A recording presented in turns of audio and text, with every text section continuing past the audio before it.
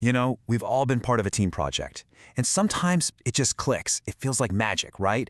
And other times, well, not so much. But what if I told you that great teamwork isn't magic at all? It's actually a machine. It's an engine that you can build and fine-tune. So yeah, let's dive in and see how it works. And really, it all boils down to this one question. What makes a great team great? It's not just about people getting along or even just working hard. The secret sauce, the thing that really separates the good from the great, is a specific process. It's a dynamic that can turn a bunch of individuals into a total powerhouse. And that's what we're going to break down right now. So let's start by popping the hood on what we're calling the collaboration engine. Because, real collaboration is so much more than just splitting up a to-do list. It's this living, breathing process. Okay, so here's the textbook definition. But look closer. There are two words here that are absolutely key: feedback and iteration. It's that simple. You have a group of people, they're all aiming for the same thing, and they use this specific cycle to get there. It sounds simple, but man, is it powerful.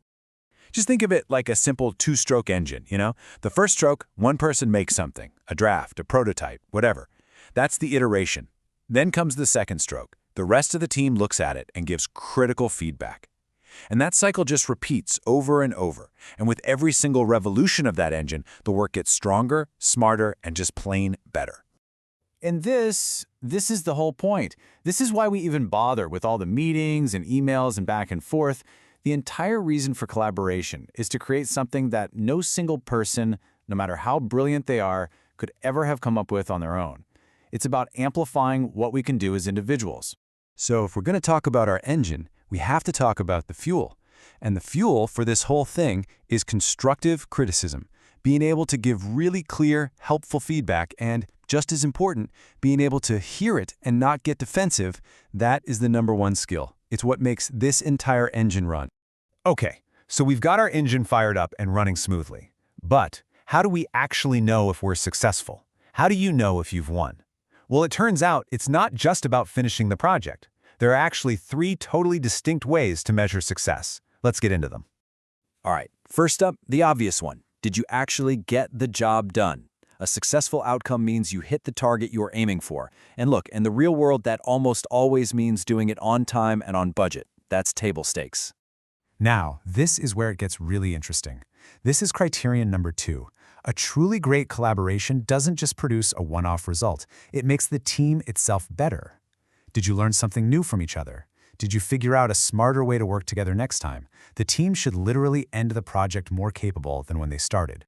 And finally, there's the human part of it all. Was the experience meaningful? Did people feel like the work actually mattered? Was credit given where it was due? Did everyone feel like they were a real part of something?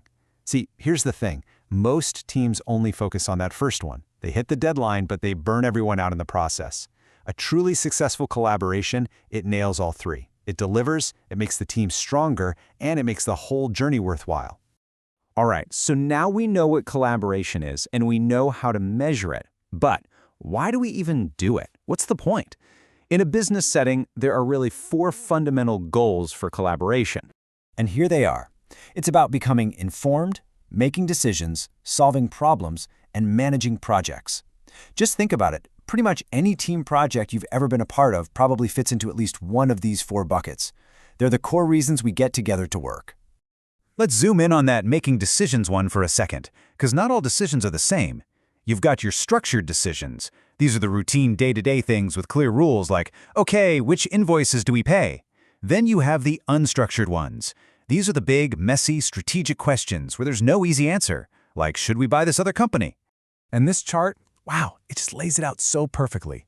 Look, along the bottom, decisions go from routine and operational to broad and strategic. And on the side, they go from having clear rules, structured, to being totally messy and unstructured. And that arrow tells the whole story.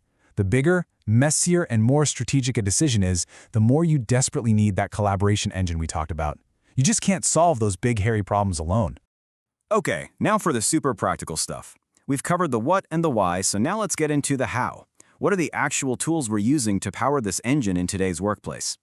When you think about it, pretty much every communication tool falls into one of 2 big buckets. You've got synchronous, which is just a fancy way of saying everyone is there at the same time, like on a video call. And then you have asynchronous, where they're not, like when you send an email. Picking the right mode is totally crucial.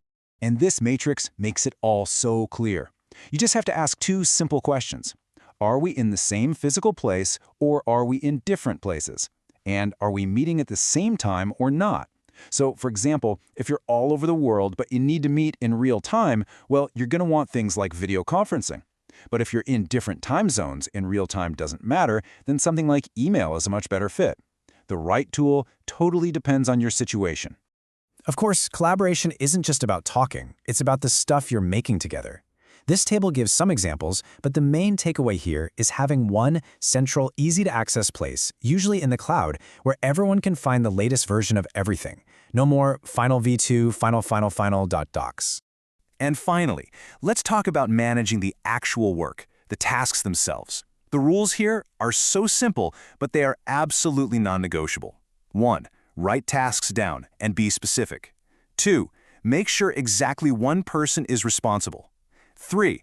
Every single task needs a deadline. And 4. Somebody has to follow up and make sure it actually gets done. I'm telling you, without these 4 things, even the best teams will just drift.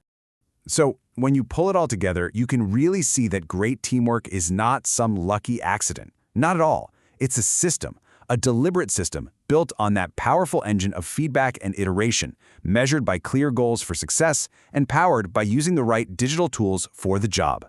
Which brings us to one last question, and this one's for you. As you think about your own team, your own projects, what's the one change you could make, maybe even tomorrow, to build a better collaboration engine? Is it about giving better feedback? Maybe it's just clearer task management. Or is it using a different tool? What's that one little tune-up that could make your engine run just that much better?